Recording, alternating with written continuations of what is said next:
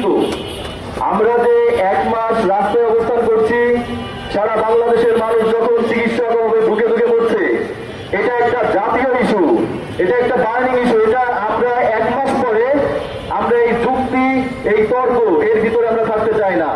আমরা বলছি অনতি বিলম্বে দেশের স্বার্থে দেশের মানুষের মৌলিক অধিকার চিকিৎসা সেবা তাদের কাছে পৌঁছে দিতে অনতি বিলম্বে এ বিষয়ে সুস্পষ্ট একটা রূপরেখা, সুস্পষ্ট একটা নির্দেশনা তারা দিবে।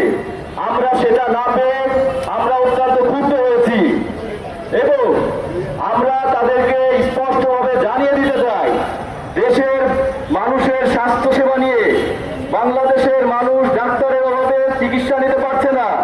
এই সমস্যাটি জাতীয় সমস্যা, এই সমস্যা সমাধান করতে হবে অনতিবিলম্বে এবং এই মাঠের আন্দোলন মাঠেই সফল করে আমরা ঘরে ফিরব। আর নয় আশ্বাস বাস্তবায়ন চাই। আমরা সকল মন্ত্রণালয়ে গিয়েছি, সবাই আমাদেরকে বলেছে আপনাদের দাবি যৌক্তিক। এখান থেকে রিক্সা চালক ভাইয়েরা যায়, তারা বলেছে যে আমার উপজেলায় ডাক্তার নাই।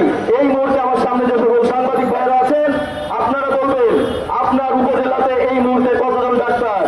আপনার মা অসুস্থ হয়ে যখন হসপিটালে যাচ্ছে, আপনার মাকে কি ডাক্তারের অভাবে সেখান থেকে রেফার করা হচ্ছে না?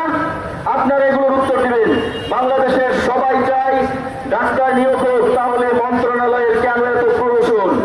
আমরা আর কোন প্রহসন আশ্বাসের ভিতর থাকতে চাই না। আমরা আমাদের দাবি অনতিবিলম্বে বাস্তবায়ন করতে চাই।